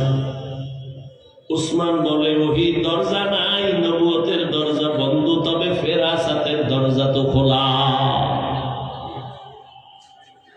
ফেরাসাত বান্দা স্বাভাবিকভাবে যা দেখে না, এই পাওয়ারওয়ালারা অনেক কিছু দেখে। এ শক্তি আল্লাহর দেওয়া। কাদেরকে আল্লাহ দিবেন? কোন গাঞ্জাখোর বেনামাজিকে দিবেন না। যারা তাকওয়ার উপরে মজবুত, আল্লাহ তাদেরকে দিবেন। हर के दारत खौफ हक तर दिल मदनम जन्नतुल मअवा देहत उरा मकाम। नेक আমল করি ওরে যুবক, তবে সাবধান, শিরকের গন্ধ যেন আমলের মধ্যে না থাকে। শিরকের গন্ধ বড় মারাত্মক। এবার বুঝেন শিরিক কি জিনিস? আল্লাহ কয়জন? জোরে বলেন। ওই যে আল্লাহ এক, কোন দিক থেকে এক? আওয়াজ নেই। কোন দিক থেকে আল্লাহ এক বলেন? সহজ কথা, যেদিকেই তুমি বলো সেদিকেই আল্লাহ। রিজিক দেওয়ার বেলায় আল্লাহ, সম্মান দেওয়ার বেলায় আল্লাহ এক। রুহানি পাওয়ার দিয়া ওই বেদাতি ভণ্ডকে জিজ্ঞাসা করা লাগবে, তুই যে দুইটা দলিল দিলি কোরআন থেকে, আদমের সেজদা দিছে সম্মানের, ইউসুফ নবীর মা বাবা ভাইয়েরা সেজদা দিল সম্মানের, দুই দলিলের গোড়ায় ইউসুফ নবী আর আদম নবী। বল এবার তোরে দলিল ছাড়া বুঝাইতে হবে, আকলি দলিল বল, তুই ইউসুফ নবীর উম্মত নাকি আদম নবীর উম্মত? এবার বেদাতি কি কইব? কোন নবীর উম্মত? মুহাম্মদের উম্মত। যখনই কইব ঠাস করে একটা থাপ্পড় দিয়ে এবার বলবি যে কানে দাও, তুই নবী মুহাম্মদের উম্মত, দলিল দাও ইউসুফ নবী দিয়া, বিষয় কি? মুহাম্মদের ইতিহাস জানো? মুহাম্মদের এত দাম যে নবী আল্লাহ পেয়ারা, এত বেশি পেয়ারা। মুসা আল্লাহর বন্ধু, ঈসা আল্লাহর বন্ধু, ইব্রাহিম আল্লাহর বন্ধু, ইসমাইল আল্লাহর বন্ধু, নবী মুহাম্মদ আল্লাহ বানাইছেন বন্ধু। তবে ব্যবধান, সব নবী রাসূল আমার আল্লাহ তাআলার আশিক। আর আল্লাহ বলেন আমি নিজে মুহাম্মদের আশিক। ইমামুল আউয়ালিন আল আখিরিন বহরে সাদকা রাহমাতাল লিল আলামিন সাইয়্যিদুল কাউনাইন খাতমুল মুরসালিন আখির আমদ বুদে ফখরুল আউয়ালিন। এরে নবীর আশিক, ওই বেদাতিকে বলো মুহাম্মদের জীবনী জানোনি? যেই নবীর জীবনে একমাত্র আইন আল্লাহ ছাড়া কাউকে সিজদা দেওয়া যাবে না, সম্মানের দাও আর ইবাদতের দাও আল্লাহকেই দিতে হবে, আর কাউকে দেওয়া যাবে না। এবার তোর কাছে একটা প্রশ্ন, নবীজির 63 বছর হায়াতে নবীরে ভালোবাসা কোন মানুষ গিয়ে সিজদা দিছিনি? নবীরে আসেনি কোন দলিল? নাই। নবীর ইন্তেকালের পরে আজ 1000 বছর হয়ে গেল, নবীজির মাজারে গিয়ে কেউ সিজদা দিছেনি? আচ্ছা আমাকে বলেন তো, নবীজির দরবার মদিনার দরবার থেকে, দুনিয়াতে তো বহু দরবার আছে, মদিনার থেকে দামি কোন দরবার? নাই। দুনিয়াতে মাজার আছে না? বলেন তো আমার রসুলের মাজার থেকে দামি কোনটা? ঈসা নবীর মাজার, মুসা নবীর মাজার, আজমিরের মাজার, নিজামুদ্দিন আউলিয়ার মাজার, সবাই একমত পৃথিবীর শ্রেষ্ঠ দরবার মদিনার দরবার, শ্রেষ্ঠ মাজার নবীজির মাজার। বলতো ওই মাজারে কি পরিমাণ মোমবাতি জ্বলে? নারী পুরুষ বেপরদা হয়ে কি পরিমাণ জিকির চলে? ওই মাজারে সিজদা চলে? সোজা কথা, পাকা টাকা নাই। নবীজির শ্রেষ্ঠ দরবার মদিনা, পৃথিবীর শ্রেষ্ঠ মাজার রহমতুল লিল আলামিনের মাজারে, এই দরবারে আর মাজারে যা চলে না, পৃথিবীর কোন মাজারে আর দরবারে তা চলতে দেওয়া হবে না। সোজা কথা, কোনো পেশ নাই। আর যদি মনে করো হ্যাঁ মাজারে সিজদা দিলে আল্লাহ খুশি হয়, তাহলে প্রথম সিজদা মদিনার নবীর মাজারে দাও। মোমবাতি জ্বালাইলে যদি আল্লাহ খুশি হয়, বড় একটা মোম অর্ডার দিয়া বিমানে নিয়ে মদিনার নবীর মাজারে জ্বালাও। কোনদিন হবে না রে বাবা, চালাকি ছেড়ে দাও, সরল মনে চলো, আল্লাহর কাছে অনেক দামি হইবা।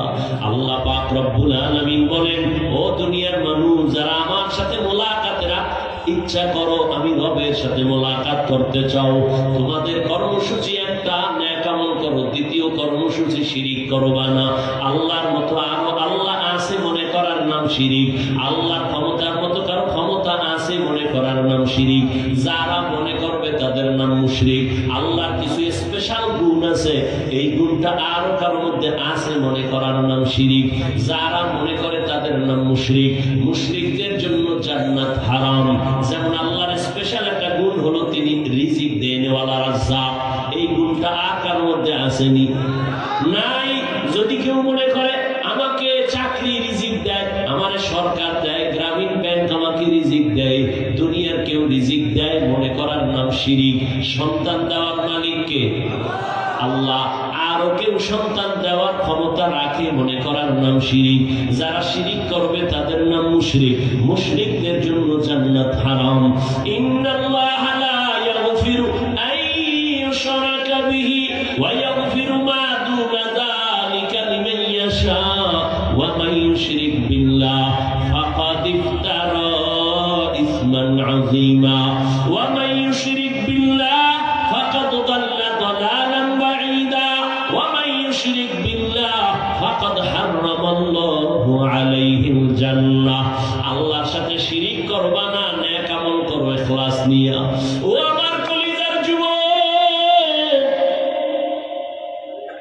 এমন বয়ান, এত বয়ান, তাবলীগের বয়ান, পীর মাশায়েখের বয়ান, মিথ্যা বলা হারাম, গালি দেওয়া হারাম, গীবত করা হারাম, নাচ দেখা হারাম, গান শোনা হারাম, চুরি করা হারাম, ডাকাতি করা হারাম, জুলুম করা হারাম, মানুষকে জবাই করা হারাম। সব জানো, মানো না কেন রে বাবা? নামাজ পড়া ফরজ, মা বাবার খেদমত করো জীবনে, হজ ফরজ হলে হজ করো ফরজ, ধনী যাকাত দাও বছরে একবার ফরজ। সব জানার পরে বয়ান চলতেছে, আমল নেই কেন রে বাবা? ও যুবক, আমি আজকে তোমাকে পায় ধরে ধরে বুঝাইতেছি নামাজ পড়ো, নবীর কথা অনুযায়ী চলো, এরপরেও তুমি বুঝো না। অথচ তুমিও মুসলমান, আমিও মুসলমান, তোমার আমার আল্লাহ এক, নবী এক, কোরআন এক, কাবা এক, ধর্ম এক, কালেমা এক, এরপরেও কেন বাবা তুমি লাইনে আসো না? তোমার আমার আল্লাহ কি দুই না এক? তোমার আমার নবী, কাবা, ধর্ম, কালেমা, দুনিয়াতে আসছি সবাই এক। শুধু বৈলরের মানুষগুলো মনে হয় যেন আসার সময় লঙ্গি ভরে আসছিল, বিদায় বেলা কাফনের সংখ্যাও হবে 3টা, তাও এক। আমি বক্তার কারণে একটা সম্মানে কাফন বাড়াইয়াও দিবে না, তুমি রিক্সা ড্রাইভার মইরা গেল একটা কাফন কেউ কমাইয়াও দিবে না। তোমারও 3 কাফন, আমারও 3টা কাফন, মা বোনদের জন্য 5টা কাফন, কালার হবে আলাদা, কালার সবার এক। কাফনের উপরে লেখা থাকবে বড় হুজুরের লাশ, এমপি সাহেবের লাশ, না কারো উপরে লেখা থাকবে না। আজকে আমি বক্তা বক্তা যত ভাব দেখাই, তুমি টাকার ক্ষমতার ভাব দেখাও না কেন? সাদা কাপড়ে যেদিন ঢুকবা সব বাহাদুরি বন্ধ হয়ে যাবে। ওই সাদা কাপড়ের কালারে কবরের সাইজও হবে, ওই কবরে রেখে প্রশ্ন করা হবে 3টা, তাও এক। তুমি ধনী না গরিব, আলেম না মূর্খ, প্রশ্ন হবে না, প্রশ্ন হবে 3টা। রবের পরিচয় দাও, ধর্মের পরিচয় দাও, রাহমাতুল লিল আলামিনের পরিচয় দাও। নবীজি বলেন, যারা এই 3টা প্রশ্নের জবাব দিতে পারবে তাদের কবর হবে রাউযাতুম মিন রিয়াজিল জান্নাহ, আর যারা জবাব দিতে পারবা না তাদের কবর হবে হুফরাতুম মিন হুফারিন নার। ওই কবরের জবাব কে দিতে পারবে? আমরা হুজুরেরা। কি গ্যারান্টি আছে? ওরে আমাদের হুজুরদের যদি গ্যারান্টি থাকতো, তাহলে আল্লাহর নবীর হাতে হাত লাগাইয়া 10 জন সাহাবা জান্নাতের টিকিট পাইছেন। ইতিহাস কইরা দেখেন, তারাও জীবনভর কান্না কান্না কান্না, আল্লাহর আদালতে কেমনে দাঁড়াবে? রহমতের নবী বলেন, আমি তো আয়েশার হুজরায় ঘুমাইতেছি ঈশার নামাজের পর, আমি ঘুমাইলাম আর চোখ বন্ধ, আমার অন্তর ঘুমায় না। আমার মাথার কিনারাই তো মসজিদে নববী, হঠাৎ রাতের গভীরে শুনি কান্নার আওয়াজ। রাতের এই গভীরে কে কান্না করে? আমার ঘুম ভেঙে গেল, আমি ঘুম থেকে উঠলাম, নজর দিয়ে তাকায় দেখি সাধারণ কোন বান্দা কাঁদে না, আমার সাহাবী, জান্নাতের 1 নাম্বার সাহাবী আবু বকর নামাজে দাঁড়ায় কান্না করতেছে। আমি রহমতের নবী উঠছি, আমার আবু বকর এই গভীর রাতে কেন কাঁদেন? আমি উইঠা পেছনে চলে গেলাম, চুপ করে দাঁড়াইলাম। আবু বকর হাউ মাউ করে কাঁদতেছেন। নামাজ শেষ, আমি জিজ্ঞাসা করলাম, ও আবু বকর, আমার নামাজে দাঁড়ায় কেন কান্না করলেন? আবু বকর চোখের পানি ছেড়ে বলেন, নবী, আল্লাহর আদালতে কেমনে দাঁড়াইয়া হিসাব দিব সেই ভয় কান্না করেছিলেন নবী। রহমতের নবী বলেন, আবু বকর, জান্নাতি 10 জন সাহাবাদের মধ্যে আপনার তো 1 নাম্বার সার্টিফিকেট আছে, এত টেনশন কেন? আবু বকর কান্না করে বলেন, ইয়া রাসূলুল্লাহ, আপনি তো বয়ান করে বলছেন কিয়ামতের ময়দান হবে বড় কঠিন, জমিনটা হবে কিয়ামতের মাঠ, আরাফার ময়দান হবে আল্লাহর আদালত, স্টেজ হবে আল্লাহর আদালত। ও নবী, আপনি তো বয়ান করেছেন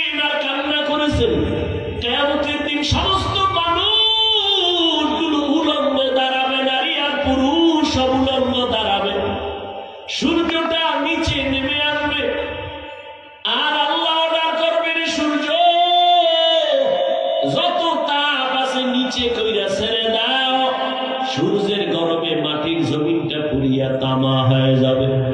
অন্যদিকে জাহান্নামের আওয়াজ, জাহান্নাম চিল্লাইবে আর আল্লাহর আদালতের দিকে আগাবে আর বলবে, আল্লাহ বেনামাজি কই, গুনাহগার গুলো আমার পেটে দাও।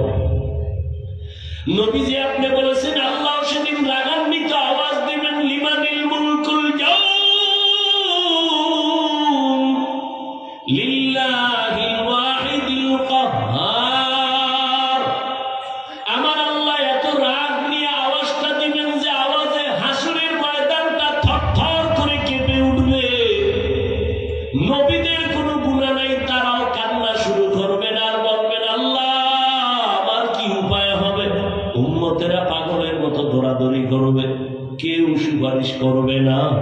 নবী বলেন, ও নবী বয়ান করেছেন জাহান্নাম এমন ভাবে চিৎকার দিবে, কেউ জাহান্নামকে ধরে রাখতে পারবে না।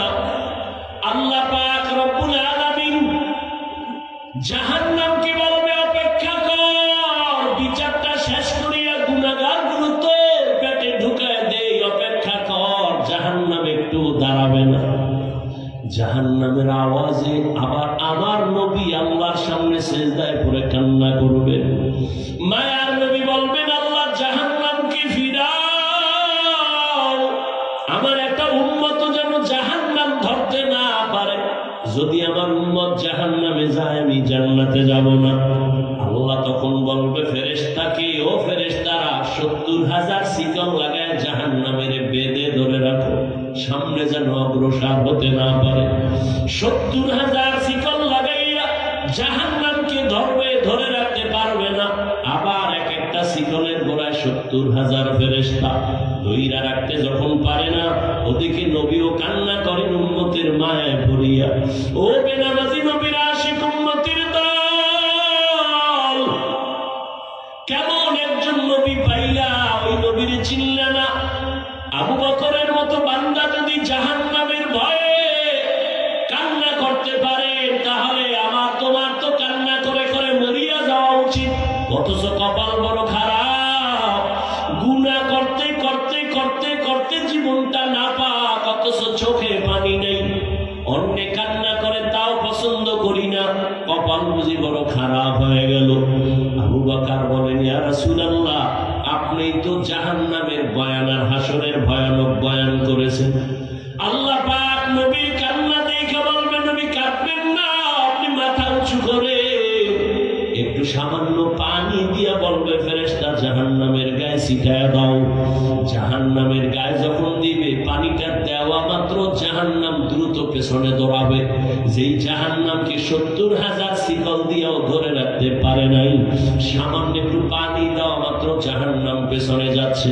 ফেরেশতারা বলবেন, ও আল্লাহ, যেই জাহান্নামকে ধইরা রাখতে পারি না, শিকল লাগায় একটু পানি দিলা দৌড়ায় যায় পিছনে, এমন বরকতের এটা কি পানি? জমজমের পানি দিছো নাকি কাউসারের পানি, না আবে হায়াতের পানি, না দুনিয়ার কোন সমুদ্রের পানি? আল্লাহ বলবেন, না ফেরেশতা, এটা জমজমের পানিও না, আবে হায়াতের পানিও না, কাউসারের পানিও না। এই যে পানি হলো আমার মায়ার নবীর গুনাহগার উম্মতের চোখের পানি। আমার মায়ার নবীর গুনাহগার উম্মতেরা দুনিয়াতে গুনার কথা স্মরণ করে করে কান্না করছি, ওই পানি আমি জমা রাখছি কুদরতের দ্বারা। আমি ওয়াদা করেছি নবীর মাধ্যমে যারা চোখের পানি ছাড়িয়া আল্লাহর কাছে ক্ষমা চাইবে, আমি আল্লাহ ওই পানির দ্বারা জাহান্নাম হারাম করে দিব, আর জাহান্নামের ঢুকাবো না। আমি ওই বান্দাকে জাহান্নাম থেকে জান্নাতে ঢুকায় দিব।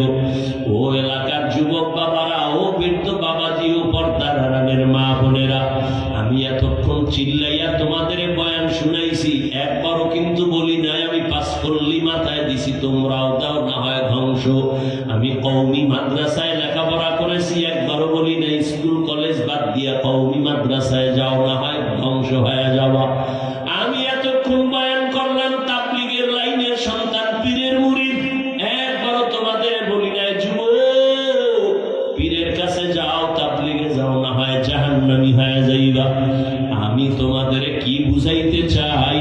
বিদায় বেলা একটু খেয়াল করে শোনো রে বাবা, আমি তোমাকে বড় হুজুর হইতে বলি না, তসবি লাগাও পাগড়ি লাগাও বলবো না, বরং আমি তোমারে দোয়া কইরা যাই। এই ময়দানে হাজারো আল্লাহর গোলাম আছে যাদের দোয়া আমিন ফেরত যাবে না, আমি বলি তাদের আমিন কবুল হবে দোয়ার নিয়তে বলি।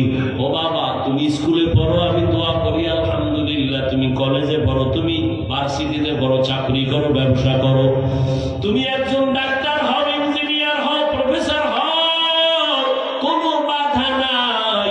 তবে আমার জীবনের একটা দাবি তোমার কাছে, বেয়াদব হইও না। তোমার ব্যবহারে কোনোদিন মা বাবা যেন কষ্ট না পায়, তোমার ব্যবহারে যেন আলেম কষ্ট না পায়, তোমার ব্যবহারে কোনো শিক্ষক যেন কষ্ট না পায়। স্কুলে পড়ো, কলেজে পড়ো, চাকরি করো, ব্যবসা করো, বাধা নাই। ও যুবক, তোমার মতো কত যুবক তাকায় দেখো, স্কুলে কলেজে ভার্সিটিতে পড়িয়াও নামাজ ছাড়ে না, আছে না নাই বলো? তুমি তোমার বিবেকটাকে জিজ্ঞাসা করো, তুমি কেন পারবা না? তোমার মতো যুবক রাস্তায় গাড়ি চালায়, নামাজ ছাড়ে না, তুমি কেন পারবা না? নিজের মনটাকে বুঝাও। কুত্তা শুয়ারের আল্লাহ আকল দেয় না ভালো মন্দ যাচাই করার। আল্লাহ মানুষ হিসাবে তোমাকে আল্লাহ জ্ঞান দান করেছেন, তুমি কেন নামাজ পড়তে পারো না রে বাবা?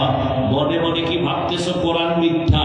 একটা প্রমাণ এখন দাও, আমি এখন দাড়ি কেটে ফেলবো, প্যান্ট শার্ট টাই লাগায় রাস্তায় নাচ গান করবো, আর আল্লাহর কথা বলবো না।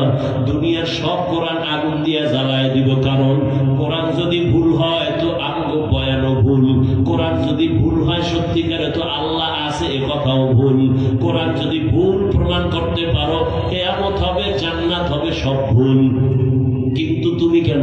১,৫০০ বছর পর্যন্ত বহু মহাপণ্ডিতেরা অপচেষ্টা করলো ভুল বের করার জন্য, কেউ পারে নাই, বরং বহু বান্দা কালেমা পড়ে মুসলমান হয়ে গেল।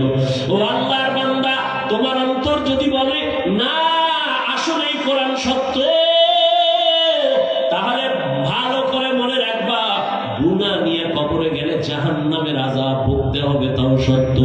কোরআন যদি তোমার অন্তর বলে সত্য, জান্নাত নেক আমল নিয়ে গেলে জান্নাত পাইবা, তাও সত্য।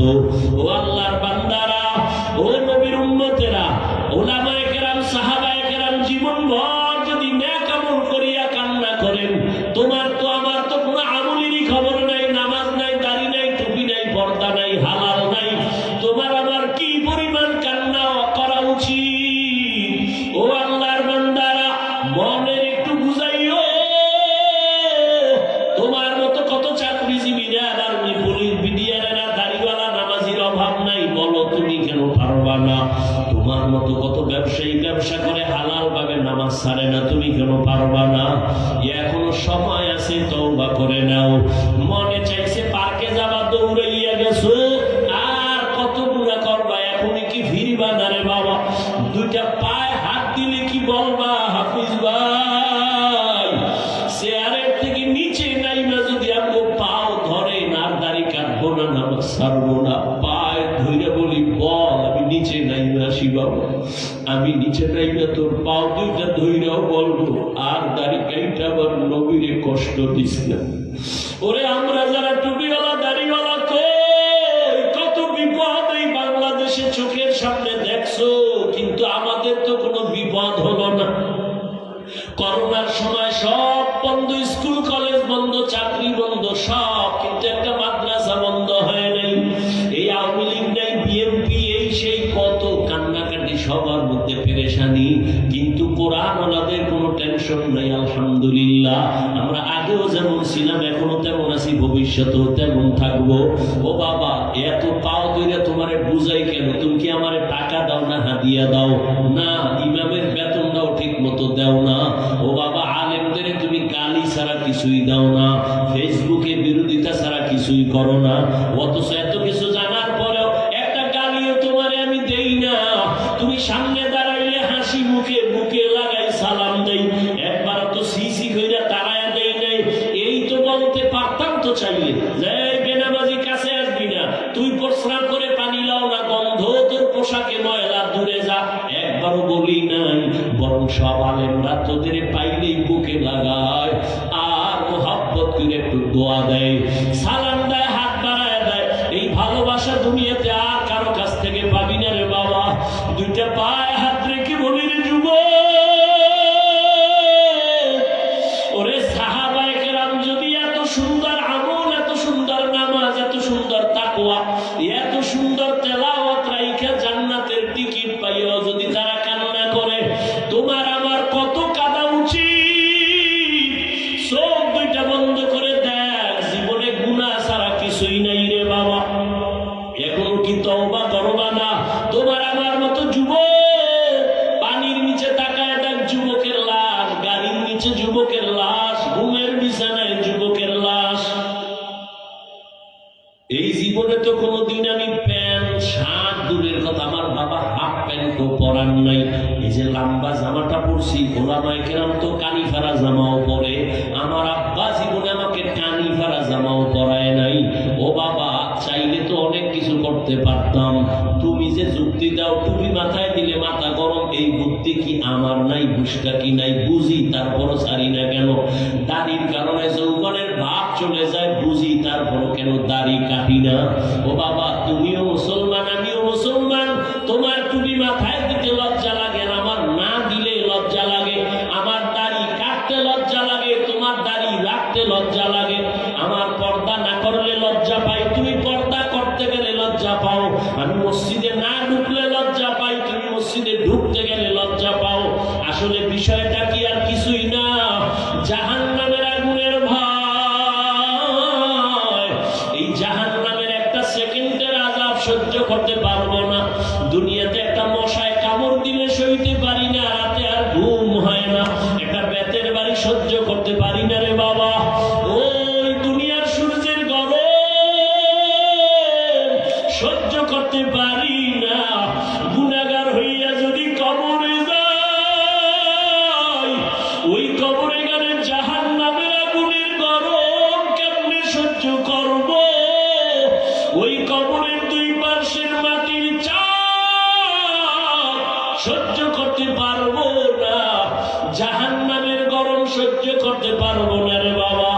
ও যুবক বাবারা, ও পর্দার আড়ালের মা বোনেরা, আপনাদের মতো কত মা বোন এখনো আছে পর্দা করে, স্বামীর মাল হেফাজত করে, মোবাইলে চরিত্র নষ্ট করে না।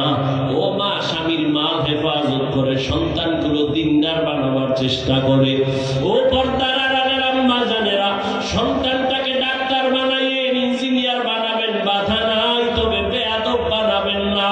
সন্তানের আচরণে যেন কোনোদিন মা বাবা কষ্ট না পায়, আলেম কষ্ট না পায়, শিক্ষকেরা কষ্ট না পায়।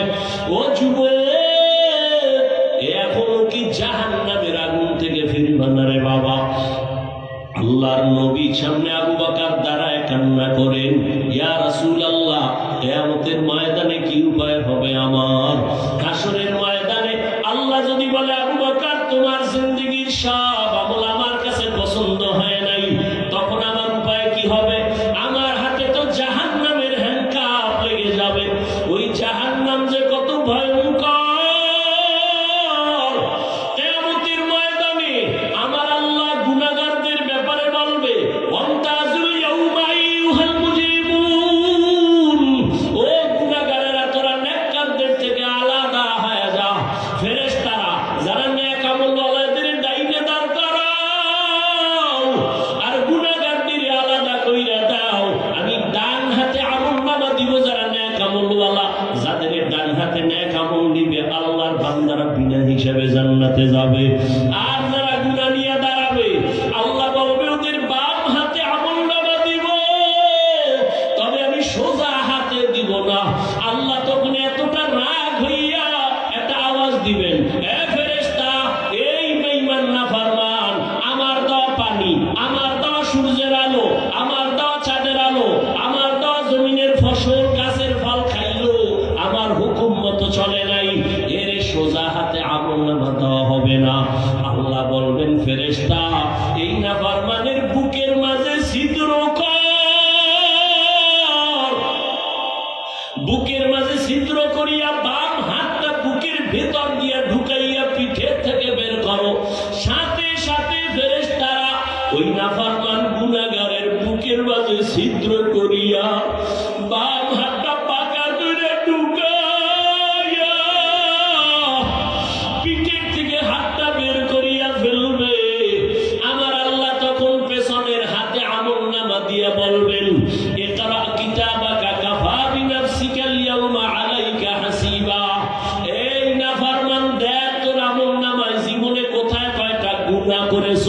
হিসাবটা নিজেই মিলায় নে।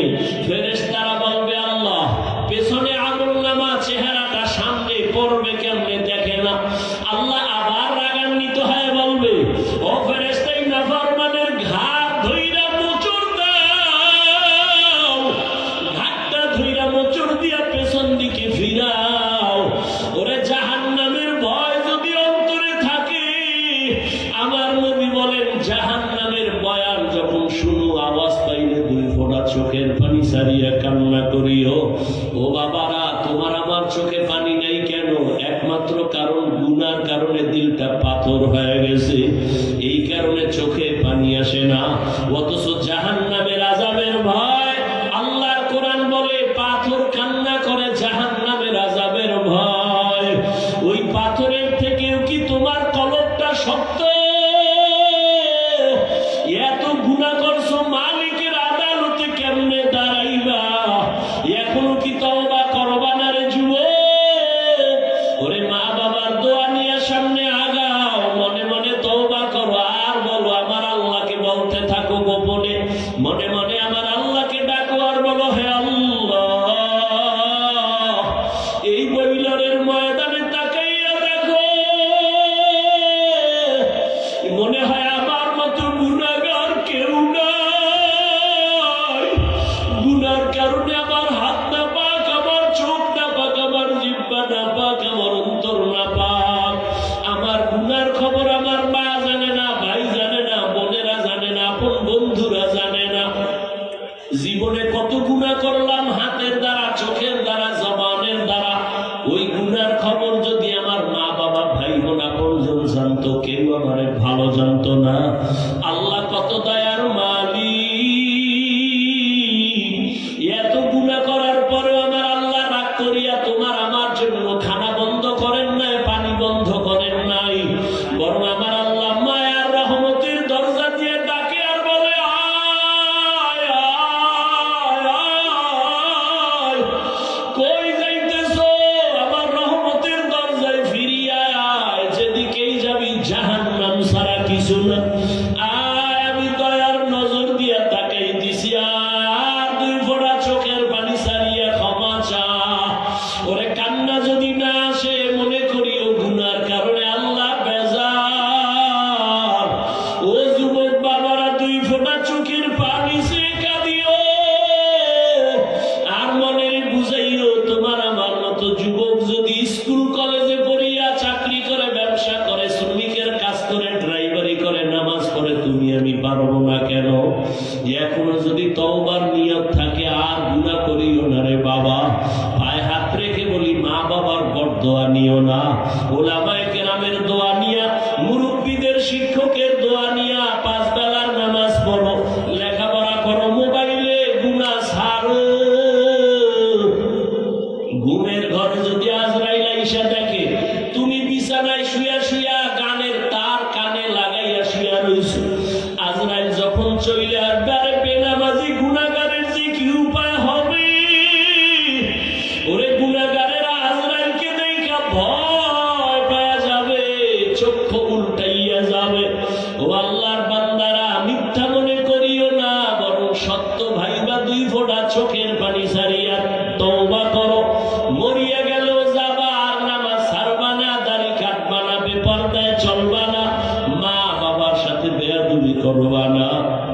তওবা করার মতো যদি অন্তর কারো তৈরি হয়, মুনাফিকি না থাকে, খাঁটি তওবার নিয়ত যাদের আছে, 2 হাত আল্লাহকে দেখাইয়া দাও।